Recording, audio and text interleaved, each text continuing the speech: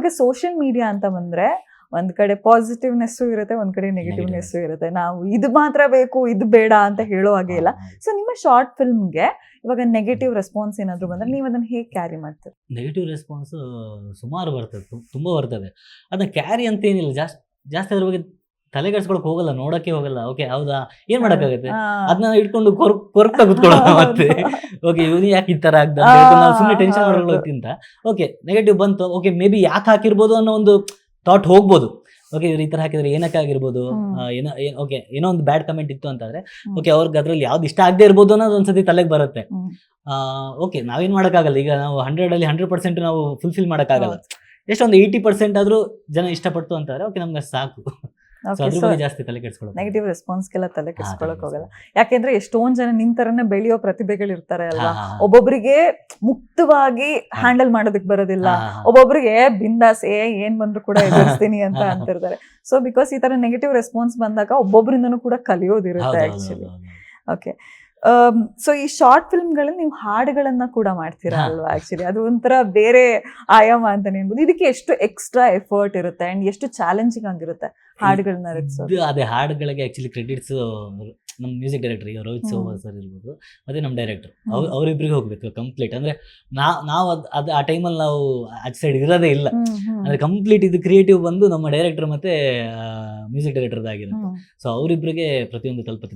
ನಂಗೆ ಅಷ್ಟು ಕ್ಲಾರಿಟಿನೂ ಇಲ್ಲ ಅದ್ರ ಬಗ್ಗೆ. ಅದ್ರ ಬಗ್ಗೆ ಮಾತಾಡಿ ಅಂತ ಹೇಳಿದ್ರೆ ನಂಗೆ ಗೊತ್ತಿಲ್ಲ. ಅವ್ರುಗಳಿದ್ರೇನೆ ಚಂದ ಅದ್ರ ಬಗ್ಗೆ ಮಾತಾಡಿ. ಸೊ ಯಾವತ್ತಾದ್ರೂ ಅಂದ್ರೆ ತಲೆಯಲ್ಲಿ ಬಂದಿದ್ಯಾ ಅಂದ್ರೆ ಈ ಲೈನ್ ನಾನು ರಚಿಸ್ಬೋದೇನೋ, ಅಂದ್ರೆ ಈ ತರದ್ ನನ್ಗೆ ಚಾಲೆಂಜಿಂಗ್ ಆಗ್ಬೋದು, ನಾನು ಹಾಡುಗಳನ್ನ ಬರಿಬೋದೇನು ಅಂತ ಯಾವತ್ತಾದ್ರೂ ತಲೆಗೆ ಬಂದಿದ್ಯಾ? ರೈಟಿಂಗ್ ತರ ರೈಟಿಂಗ್ ಹಾಡುಗಳಷ್ಟೇ. ಹಾಡು ನಾನು ಆಕ್ಚುಲಿ ಕಾಲೇಜ್ ಟೈಮಲ್ಲಿ ಬರ್ತಿದ್ದೆ ಮ್ಯಾಮ್. ಕಾಲೇಜ್ ಟೈಮಲ್ಲಿ ಅಂದ್ರೆ ಈಗ ಕಾಲೇಜ್ ಬಿಟ್ಟು ಹೋಗೋ ಟೈಮಲ್ಲಿ ಈಗ ಕಿರಿಕ್ ಪಾಡಿ ರಿಲೀಸ್ ಆಗಿದೆ. ಬರ್ದಿದ್ರಾ? ಇಲ್ಲ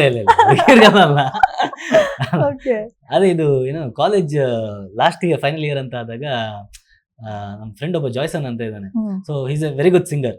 ಸೊ ನಾವು ಹೋಗೋ ಟೈಮಲ್ಲಿ ಅದೊಂಥರ ಫೀಲಿಂಗ್ಸ್ ಅಲ್ಲ, ಅಯ್ಯೋ ಕಾಲೇಜ್ ಮುಗೀತು ಇನ್ನೇನು ಹೋಗ್ತಾ ಇದೀವಿ ಲಾಸ್ಟ್ ಫೇರ್ವೆಲ್ ಆ ತರ ಎಲ್ಲ ಬಂದಾಗ ಒಂದು ಏನೇನು ಮನಸ್ಸಲ್ಲಿರೋ ಭಾವನೆಗಳೆಲ್ಲ ಬರ್ತದೆ, ಅದನ್ನ ಬರೆಯೋದು. ಅಂದ್ರೆ ಈಗ ಇದು ಬಂದಿತ್ತು, ಅದು ಕಿರಿಕ್ ಪಾಟಿದು ಸಾಂಗ್ ಯಾವುದು ಲಾಸ್ಟಿಗೆ ಫೇರ್ವೆಲ್ ಸಾಂಗ್ ಇತ್ತಲ್ಲ ಅದರಲ್ಲಿ. ಸೊ ಆ ಫೇರ್ವೆಲ್ ಸಾಂಗ್ ಸೇಮ್ ಅದೇ ಟೋನಿಗೆ ನಮ್ದೊಂದು MGM ಕಾಲೇಜ್ ನಾನು ಕಲ್ತಿದ್ದು. ಸೊ MGM ಕಾಲೇಜ್ ಇದ್ದು ಇನ್ಕ್ಲೂಡ್ ಮಾಡಿ MGM ಅಂತ ಹೇಳ್ಕೊಂಡು ಆತರ ಬರ್ದು ಕೆಲವೆಲ್ಲ ಹಾಗೆಲ್ಲ ಮಾಡಿ ಒಂದು ಸಿಂಗ್ ಮಾಡಿದಿತ್ತು ಟ್ಯಾಲೆಂಟ್ಸ್ ಡೇಗೆ. ಟ್ಯಾಲೆಂಟ್ಸ್ ಡೇಗೆ ಅಲ್ಲ, ಫೇರ್ವೆಲ್ ದಿನ ಲಾಸ್ಟಿಗೆ ಹೋಗ್ತಾ ಇದೀವಿ ಅನ್ನೋ ಒಂದು ಸೆಂಟಿಮೆಂಟಲ್ ಒಂದು ಬರ್ದಿದ್ದ ಸಾಂಗ್ ಎಲ್ಲ ಇತ್ತು. ಅದು ಬಿಟ್ಟು ಈಗ ಇಲ್ಲಿ ಈ ಟೈಮಲ್ಲಿ ಇಲ್ಲ ಸಾಂಗ್ ಅಂತ ಬರ್ದಿದ್ದಾರೆ. ಓಕೆ, ಯಾಕಂದ್ರೆ ಕಾಲೇಜ್ ಟೈಮಲ್ಲಿ ಎಲ್ಲರೂ ಕೂಡ ಕವಿಗಳಾಗೇ ಆಗ್ತಾರೆ. ಏನೋ ಒಂದು ಅಸೈನ್ಮೆಂಟ್ ಮಿಸ್ ಮಾಡಿದ್ರು ಏನಾರು ಒಂದು ತಲೆಗೆ ಮಚಾ ಬರೆಯೋಣ ಅಂತ ಬರುತ್ತೆ, ಇಲ್ಲಾಂದ್ರೆ ಹುಡುಗಿನ ಲೈನ್ ನೋಡ್ರು ಅದಕ್ಕೂ ಒಂದ್ ಬರೆಯೋಣ ಅಂತ ಬರುತ್ತೆ, ಲೆಕ್ಚರ್ ಏನೋ ಕಾಡ್ಸಿದ್ರು ಅದಕ್ಕೂ ಒಂದ್ ಬರೆಯೋಣ ಅಂತ ಬರುತ್ತೆ. ಓಕೆ, ಸೊ ಇವಾಗ ಎಲ್ಲಿಂದ ಬರ್ತೀರೋ ನೀವೆಲ್ಲ, ಹೆಸರೇ ಎಷ್ಟು ವೈವಿಧ್ಯಮಯವಾಗಿದೆ ಅಂತ ಅನ್ಬೋದು. ಸೊ ಇದು ಎಪಿಸೋಡ್ ವೈಸ್ ಅಲ್ಲಿ ಬಂದಿರುವಂತ ಫೇಮಸ್ ಶಾರ್ಟ್ ಫಿಲ್ಮ್ ಅಂತಾನೆ ಅನ್ಬೋದು. ಸೊ ಇದು ಫಸ್ಟೇ ಪ್ಲಾನ್ ಮಾಡಿದ್ರ ಅಥವಾ ಸಕ್ಸಸ್ ಬಂದಾದ್ಮೇಲೆ ಮತ್ತೆ ಎಪಿಸೋಡ್ಗಳನ್ನ ಕಟ್ಕೊಳ್ತಾ ಹೋದ? ಇಲ್ಲ, ಫಸ್ಟ್ ಆಕ್ಚುಲಿ ನಾವು ಎಲ್ಲಿಂದ ಬರ್ತೀರೋ ನೀವೆಲ್ಲ ಫಸ್ಟ್ ಮಾಡ್ಬೇಕಾದ್ರೆ ಬರೀ ಒಂದು ಎಪಿಸೋಡ್ ಮಾಡಿದ್ವಿ. ಅದು ಫಸ್ಟ್ ಶೂಟ್ ಮಾಡಿದ್ವಿ. ಶೂಟ್ ಮಾಡಿದಾಗ ಆಗ ಗೌರವ್ ಇರ್ಲಿಲ್ಲ. ಆಗ ಹೇಮಂತ್ ಡೈರೆಕ್ಟರ್ ಇದ್ದಲ್ಲ, ಅವರೇ ಇದು ಯಾವುದು ಗೌರವ್ ಕ್ಯಾರೆಕ್ಟರ್ ಪ್ಲೇ ಮಾಡಿದ್ರು. ಸೊ ಫಸ್ಟ್ ಟೈಮ್ ಆಗ ಶೂಟ್ ಮಾಡಿದಾಗ ನಾವು ಅಂದ್ರೆ ಎಷ್ಟೋ ಶಾರ್ಟ್ಸೇ ಮಿಸ್ ಮಾಡಿದ್ವಿ ನಾವು. ಒಂದು 2-3 ಶಾರ್ಟೇ ತೆಗ್ದಿರ್ಲಿಲ್ಲ, ಆ ತರ ಆಗಿತ್ತು. ಅಂದ್ರೆ ನೈಟ್ ಟೈಮ್ ಮಾಡಿದ್ದು, ಬೆಳಗ್ಗೆ ಹೊತ್ತಿಗೆಲ್ಲ ಅವ್ರಿಗೆ ಈ ತರ ರೆಸ್ಟೋರೆಂಟ್ ಬಿಟ್ಕೊಡ್ಬೇಕಿತ್ತು ಅವ್ರಿಗೆ. ಸೊ ಆ ಮಿಡ್ಲಲ್ಲಿ ಕನ್ಫ್ಯೂಷನ್ ಅಲ್ಲಿ ಆಲ್ಮೋಸ್ಟ್ ಶಾರ್ಟ್ಸ್ ತೆಗ್ದಿದ್ವಿ, ಒಂದು 2 ಶಾರ್ಟ್ ಬಿಟ್ಬಿಟ್ಟಿದ್ದೀವಿ. ಇದು ಯಾವ ಇಯರ್ ಅಲ್ಲಿ ನಡೆದಿದ್ದು? ಇದೊಂದು 2021-22 ಇರಬೇಕು.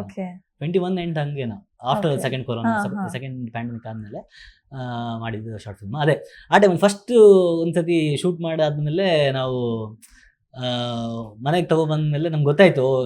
ಹೇಮಂತ್ ಕುತ್ಕೊಂಡು ಹೇಳಲ್ಲ, ಶೆಟ್ರೆ ಯಾವ್ದಾದ್ರು ಶಾರ್ಟ್ ಮಿಸ್ ಮಾಡಿದೀವಿ ಶೆಟ್ರೆ, ಯಾಕೋ ಏನೋ ಮಿಸ್ ಆಗ್ತಿದೆ ಅಂತ ಅನಿಸ್ತಾ ಇದೆ, ಗೊತ್ತಾಗ್ತಿಲ್ಲ ಯಾವ್ದು ಅಂತ, ಯಾವ್ದಿರ್ಬೋದು ಅಂತ ಹೇಳ್ಕೊಂಡು ನಾವು ಲ್ಯಾಪ್ಟಾಪ್ ಆನ್ ಮಾಡಿ ಎಲ್ಲ ಇಂಪೋರ್ಟ್ ಮಾಡಿ ಒಂದ್ಸತಿ ಚೆಕ್ ಮಾಡಿದಾಗ ಸಡನ್ ಆಗಿ ಇವನಿಗೆ ನೆನಪಾಯ್ತು, ಶೆಟ್ರೆ ಈ ಶಾರ್ಟ್ ಮಿಸ್ ಇಲ್ಲ, ಇದು ತೆಗಿಲಿಲ್ಲ ನಾವು ಅಂತ. ಸೊ ಆಮೇಲೆ ಏನ್ ಮಾಡೋದು, ಆಮೇಲೆ ಸೊ ಅದು ಕಂಪ್ಲೀಟ್ ಅಂದರೆ ಆ ಪ್ಲೇಸ್ ಪುನಃ ಸಿಗಲ್ಲ ಅಂತ ಆಯಿತು, ಅವ್ರು ಪುನಃ ನಮಗೆ ಕೊಡ್ತಾರೆ ಅಂತ ಇರಲಿಲ್ಲ.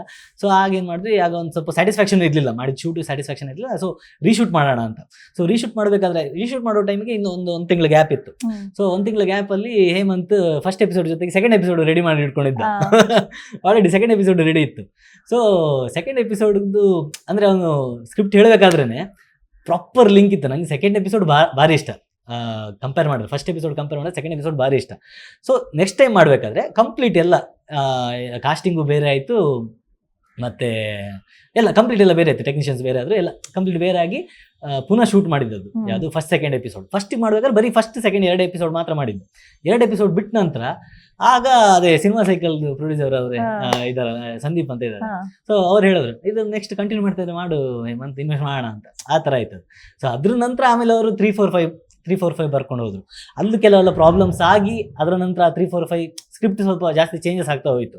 ಇಲ್ಲಾಂದರೆ ಅದು ಕಂಪ್ಲೀಟ್ ಬೇರೆ ಸ್ಕ್ರಿಪ್ಟೇ ಇತ್ತು. ಫಸ್ಟಿಗೆ 3-4-5ಗೆ ಬರೋದಕ್ಕೆ ಬೇರೆ ಸ್ಕ್ರಿಪ್ಟೇ ಇತ್ತು. ಬಟ್ ಏನೋ ಕೆಲವು ಆರ್ಟಿಸ್ಟ್ ಪ್ರಾಬ್ಲಮ್ ಇಂದಾಗಿ ಆಮೇಲೆ ಅದು 3-4-5 ಬೇರೆ ಥರನೇ ಆಯಿತು. But very nice. ಬಿಕಾಸ್ ನಾವ್ ಇನ್ನೊಂದು ಪ್ರಯತ್ನ ಮಾಡಕ್ ಹೋದಾಗ ಸುಮ್ನೆ ಬ್ಲೈಂಡ್ ಆಗಿ ಒಂದ್ ಮಾಡ್ಬಿಟ್ಟಿರೋಣ ಜನಕ್ಕೆ ಇಷ್ಟ ಆಗತ್ತೆ ಅನ್ನೋದು, ಅವಾಗ ಯಾರೊಬ್ರು ಮೆಚ್ಚಿ ಮಾಡಿ ಅಂತ ಅಂದಾಗ ಇನ್ನೂ ಒಂಚೂರು ರೆಕ್ಕೆ ಪುಕ್ಕ ಎಲ್ಲ ಜಾಸ್ತಿ ಮಾಡ್ಬೇಕು, ಇನ್ನೂ ಒಂದ್ ಸ್ವಲ್ಪ ಎಪಿಸೋಡ್ ಮಾಡ್ಬೇಕು ಅಂತ. ಓಕೆ, ಇವಾಗ ಯಾವ್ದೇನು ವರ್ಕ್ ಆದ್ರೂ ಕೂಡ ನಾವು ಸ್ಟಾರ್ಟಿಂಗ್ ಡೇ ಹೋಗಿ ಕೆಲಸ ಮಾಡೋದಕ್ಕೂ ಇವಾಗ ಪ್ರೆಸೆಂಟ್ ಒಂದ್ 2-3 ವರ್ಷ ಆದ್ಮೇಲೆ ಕೆಲಸ ಮಾಡೋದಕ್ಕೂ ಡಿಫ್ರೆನ್ಸ್ ಇರುತ್ತೆ. ಅವಾಗ ಫುಲ್ ಆಮೇಚರ್ ಆಗಿರ್ತೀವಿ, ಏನೋ ಗೊತ್ತಿರಲ್ಲ. ಇವಾಗ ಒಂದ್ ಸ್ವಲ್ಪ ಅಂತ ಅನ್ಸುತ್ತೆ. ಸೊ ಡಿಯರ್ ಜಾನು ನಿಮ್ಮ ಲೇಟೆಸ್ಟ್ ಶಾರ್ಟ್ ಫಿಲ್ಮ್ ಅಂತಾನೆ ಅನ್ಬೋದು, ಅಂಡ್ ಜನರಿಗೆ ತುಂಬಾ ಇಷ್ಟ ಆಗಿತ್ತು, ಹತ್ತಿರವಾಗಿತ್ತು.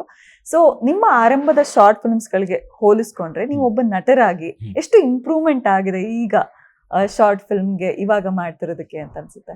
ಅಂದ್ರೆ ಅದನ್ನ ಹೇಳಿದ್ನಲ್ಲ, ಕಾಮಿಡಿ ಶಾರ್ಟ್ ಫಿಲ್ಮ್ಸ್ ಕಂಪ್ಲೀಟ್ ಬೇರೆ ಆಗ್ತದೆ. ಈ ತರ ಡ್ರಾಮಾ ಓರಿಯೆಂಟೆಡ್ ಏನಾದ್ರು ನಾವು ಮಾಡ್ತೀವಿ ಅಂತಂದ್ರೆ ಅದು ಕಂಪ್ಲೀಟ್ ಬೇರೆ ಇರ್ತದೆ. ನಟನೆ ವೈಸ್ ಆಗಿರ್ಬೋದು, ಪ್ರತಿಯೊಂದು ಆಗಿರುತ್ತೆ. ಸೊ ನಾ ಅದೇ ಹೇಳ್ದಂಗೆ ಪ್ರತಿಯೊಬ್ಬರ ಹತ್ರ ನಾನು ತುಂಬಾ ಕಲ್ತಿದ್ದೀನಿ. ಪ್ರತಿಯೊಬ್ರು ಈಗ ಸುಮನ್ ಸರ್ ಆಗಿರ್ಬೋದು, ಹೇಮಂತ್ ಆಗಿರ್ಬೋದು, ಪ್ರತಿಯೊಬ್ಬರ ಹತ್ರ ನಾನು ತುಂಬಾ ಕಲ್ತಿದ್ದೀನಿ. ಡಿಯರ್ ಜಾನಲ್ಲಿ ನಾನು ಎಷ್ಟು ಕಲ್ತಿದ್ದೀನಿ ಅಂದ್ರೆ, ಸುಮನ್ ಸರ್ ಗೊತ್ತಿರೋದು ನಾನು ಅಷ್ಟು ಟೇಕ್ಸ್ ತಗೊಳ್ತಿದ್ದೆ ನಾನು. ನನಗೆ ಅದು ಆಗ್ತಿರ್ಲಿಲ್ಲ. ಅದು ಕೆಲವೆಲ್ಲ ಎಕ್ಸ್ಪ್ರೆಷನ್ಸ್ ಅವ್ರು ಏನು ಎಕ್ಸ್ಪೆಕ್ಟ್ ಮಾಡ್ತಿದ್ರು ಅದ್ ನಾನು ಕೊಡಕ್ ಆಗ್ತಿರ್ಲಿಲ್ಲ. ಬಟ್ ನಾನು ಯಾವತ್ತು ಅದನ್ನ ಯಾಕೆ ಆಗ್ತಿಲ್ಲ ಅಂತ ನನ್ನ ಮನ್ಸಲ್ಲಿ ಅನ್ಕೊಳ್ತಿದ್ರು, ನಾನು ಅದನ್ನ ಇದ್ ಮಾಡ್ತಿರ್ಲಿಲ್ಲ. ಓಕೆ, ಅವ್ರ ಮೇಲೆ ಕೋಪ ಪಡೋದಾಗ್ಲಿ ಆ ಥರದ್ದೇನು ಪಡ್ತಿರ್ಲಿಲ್ಲ. ಯಾಕಂದ್ರೆ ಇಲ್ಲ, ಓಕೆ ಬರ್ಬೇಕಲ್ಲ, ಯಾಕೆ ಬರ್ತಿಲ್ಲ, ಟ್ರೈ ಮಾಡೋಣ ಅಂತ ಹೇಳ್ಕೊಂಡು ಮಾಡ್ತಿದ್ದೆ. ಸೊ ಪ್ರತಿಯೊಂದ್ರಲ್ಲೂ ನಾನು ಕಲ್ತಿದ್ದೀನಿ.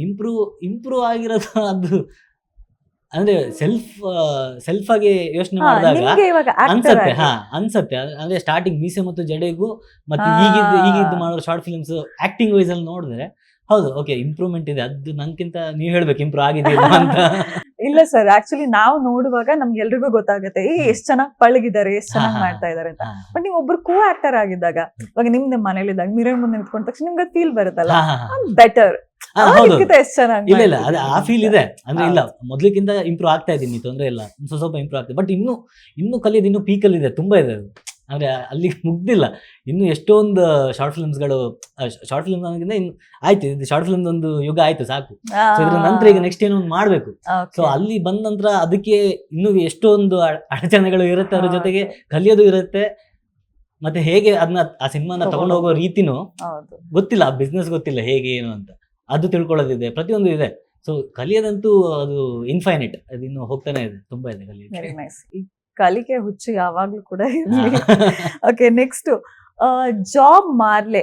ಹೆಸರೇ ಪ್ರೊನೌನ್ಸ್ ಮಾಡಕ್ ಕಷ್ಟ ಆಗ್ತಿದೆ. ಎಷ್ಟು ಡಿಫ್ರೆಂಟ್ ಎಲ್ಲಿನ ತಗೊಂಡ್ ಬರ್ತೀರಾ ಅಂತ ಅನ್ಸುತ್ತೆ. ಇದು ಒಂಥರ different special content short film ಅಂತಾನೆ ಅನ್ಬೋದು. ಸೊ ನೀವೊಬ್ಬ ಆಡಿಯನ್ಸ್ ಆಗಿ ಇದನ್ನ ಕುತ್ಕೊಂಡು ನೋಡಿ ನೀವು ಒಂದು ವಿಮರ್ಶೆ ಏನ್ ಕೊಡ್ತೀರಾ ಈ ಜಾಬ್ ಮಾರ್ಲೆ ಶಾರ್ಟ್ ಫಿಲ್ಮ್? ಅಂದ್ರೆ ಇದರಿಂದ ಸೋಷಿಯಲ್ ಮೆಸೇಜ್ ಅಂತ ದೇವರಣ ಏನಿಲ್ಲ. ಇದ್ರಲ್ಲಿರೋದು ಅಂದ್ರೆ ಎಂಟರ್ಟೈನ್ಮೆಂಟ್ ಪರ್ಪಸ್ಗೆ ಕಳ್ಳರು ಅವ್ರು ತನ್ನ ಇನ್ಸ್ಟಿಟ್ಯೂಷನ್, ಈಗ ಮನಿ ಹೈಸ್ಟ್ ಅದು ಎಷ್ಟು ಇದ್ರಲ್ಲಿ ಮಾಡಿದ್ದಾರೆ. ಸೊ ನಮ್ ಚಿಕ್ಕ ಬಜೆಟ್ ಅಲ್ಲಿ ಶಾರ್ಟ್ ಫಿಲ್ಮ್ ಕಾಮಿಕಲ್ ವೇಲಿ ಒಂದು ಚಿಕ್ಕ ಬಜೆಟ್ ಅಲ್ಲಿ ಒಂದು ಶಾರ್ಟ್ ಫಿಲ್ಮ್ ಮಾಡೋದು ಅಂತ ಆದ್ರೆ ಯಾವ ತರ ಮಾಡ್ಬೋದು, ಅದು ಕಳ್ಳರನ್ನ ಇಟ್ಕೊಂಡು ಯಾವ ತರ ಮಾಡ್ಬೋದು ಅಂತ. ಕಳ್ಳರು ಒಂದು ಇನ್ಸ್ಟಿಟ್ಯೂಷನ್ ನಡೆಸ್ತಿದ್ರೆ, ಕಳ್ಳರು ಒಂದು ಇನ್ಸ್ಟಿಟ್ಯೂಷನ್ ನಡೆಸ್ಕೊಂಡು ಈ ತರ ಮಾಡ್ತಿದ್ರೆ ಹೇಗಿರುತ್ತೆ ಅಂತ. ಸೊ ಆ ವೇಲಿ ಮಾಡಿದ್ದು ಅದ್ರ ಬಗ್ಗೆ ಅಂದ್ರೆ ಈಗ ಆಡಿಯನ್ಸ್ ಆಗಿ ಕುತ್ಕೊಂಡು ನೋಡ್ರೆ ನಿಮ್ಗೆ ಹೆಂಗ್ ಅನ್ಸುತ್ತೆ? ಇವಾಗ ನೀವು ಆಕ್ಟ್ ಮಾಡಿರೋದು ಬೇಡ ಆಕ್ಚುಲಿ. ಇವಾಗ ನಾರ್ಮಲ್ ಆಡಿಯನ್ಸ್, ಇವಾಗ ಭಾರತೀಯರು ಅಥವಾ ಕರ್ನಾಟಕದವ್ರು ಹಿಂಗ್ ಕುತ್ಕೊಂಡು ನಮ್ಗೆ ಗೊತ್ತಿರುತ್ತಲ್ಲ ನಮ್ಗೆ ಯಾವ ಕಾಂಟೆಂಟ್ ಇಷ್ಟ. ನಮ್ಗ್ ಮನೆ ಕಳ್ರು ಬಂದ್ರೆ ಇಷ್ಟ ಆಗಲ್ಲ, ಬಟ್ ಕಳ್ರು ಏನಾದ್ರು ಆಕ್ಟಿಂಗ್ ಇವಾಗ ಮೂವಿಲೆಲ್ಲ ತೋರಿಸಿದ್ರೆ ಮಜಾ ಬರುತ್ತೆ, ಏನಾಗುತ್ತೆ ಅನ್ಕೊಳ್ಳುತ್ತೆ. ಸೊ ಆಡಿಯನ್ಸ್ ಆಗಿ ನಿಮ್ಗೆ ಹೇಗ್ ಅನ್ಸುತ್ತೆ ಇದು ಶಾರ್ಟ್ ಫಿಲ್ಮ್? ಆಡಿಯನ್ಸ್ ನಂಗೆ ಹೇಗೆ ಅನ್ಸುತ್ತಂದ್ರೆ ಅಂತ ಹೇಳಿ ಇವಾಗ ಗೊತ್ತಾಗ್ತಿದೆ ನೀವ್ ಯಾಕೆ ಇಂಟ್ರೋವರ್ಟ್ ಅಂತ ಹೇಳಿದ್ರಿ ಅಂತ. ಅಲ್ಲ, ಅದೇ ಆಡಿಯನ್ಸ್ ಆಗಿ ನೋಡಿ ಹೇಳೋದಂತಾದ್ರೆ ಚೆನ್ನಾಗಿದೆ, ಚೆನ್ನಾಗಿದೆ ಅಂತ ಅನ್ಸುತ್ತೆ. ಬಟ್ ಅದ್ರ ಹೀಗೆ ನೋಡಿ ಅದು ಅಷ್ಟೇ, ಅಂದ್ರೆ ಅದು ಕಾಮಿಕಲ್ ಕಂಟೆಂಟ್. ಬಟ್ ಅದಷ್ಟು ನಾವು ಬೇರೆ ತರ ಏನ್ ಎಕ್ಸ್ಪೆಕ್ಟ್ ಮಾಡ್ತೀವಿ, ತುಂಬಾ ವೈರಲ್ ಆಗಿ ಏನ್ ಎಕ್ಸ್ಪೆಕ್ಟ್ ಮಾಡ್ತೀವಿ, ಅದು ಆ ತರ ಓಡಿಲ್ಲ. ಅದು ಅದೇ ಹೇಳ್ತಾರೆ, ಅಂದ್ರೆ ರಿಯಾಲಿಟಿ ಕಂಟೆಂಟ್ಗೂ ಈ ತರ ಫಿಕ್ಷನಲ್ ಕಂಟೆಂಟ್, ಇದು ಕಾಮಿಕಲ್ ಬಟ್ ಫಿಕ್ಷನಲ್ ಕಂಟೆಂಟ್. ಇದು ನಿಮ್ ಮನೆಯಲ್ಲಿ ಈ ತರ ನಡೆಯಲ್ಲ, ಯಾರೊಬ್ಬ ಸೊ ಆ ತರ ನಡೆಯಲ್ಲ. ಸೊ ರಿಯಾಲಿಟಿ ಕಂಟೆಂಟ್ಗಳು ತುಂಬಾ ಕ್ಯಾಚ್ ಆಗುತ್ತೆ, ಅಂದ್ರೆ ಜನರಿಗೆ ತುಂಬಾ ಹತ್ರ ಅಂತ ಅನ್ಸುತ್ತೆ. ಸೊ ಆಗ ಅದು ಶೇರ್ ಮಾಡೋದಾಗ್ಲಿ, ನೀವು ನೋಡಿ ಅಂತ ಶೇರ್ ಆಗುತ್ತೆ. ಇಂಥ ಕಂಟೆಂಟ್ಗಳು ಅದಷ್ಟು ಶೇರ್ ಆಗಲ್ಲ. ಸೊ ಆಡಿಯನ್ಸ್ ಆಗಿ ನೋಡಿ, ಜನರಲ್ ಆಗಿ ನಾವು ಅದನ್ನ ನೋಡಿ ಒಂದು ರಿಸೀವ್ ಮಾಡ್ತೀವಿ ಅಂತ ಆದ್ರೆ ಒಳ್ಳೆ ಕಂಟೆಂಟ್ ಅಂತ ಫೀಲ್ ಆಗುತ್ತೆ. ಒಳ್ಳೆ ಕಂಟೆಂಟ್. ಓಕೆ.